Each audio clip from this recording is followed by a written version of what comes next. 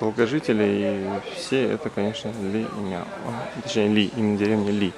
А Мяо деревня, это уже именно, скажем, считается это больше как наши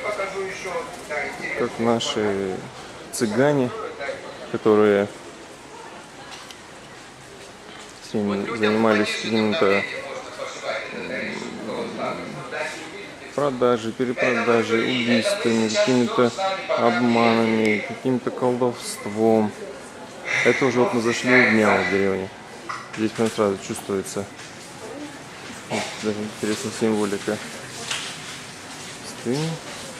Все такое более жестокое, Вот мы с вами на концерте суровое. потом поглядим танец межбамбуковых жердей, говорю, это элемент сугубо полинезийской культуры. В то же время на одежде у них встречаются изображения в форме свастики. Это с Азии пришла, да, часть культуры. Скорее всего, прародина племени Ли был именно юго-восток материка и вот острова Тихого океана.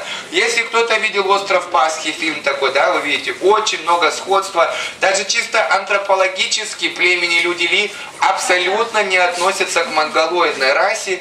Чисто китайское лицо, вы знаете, да, это круглая форма лица, очень широкие, выдающиеся в сторону скулы и суженная глазница. У племени Ли вот всегда лица вытянутые, продолговатые, и самая отличительная особенность — большие круглые глаза, что очень ценится китайцами. Вот я рассказывал уже, в средние века китайские феодалы очень любили воровать девчонок местного племени, брать их в качестве наложниц, там, домработниц и так далее.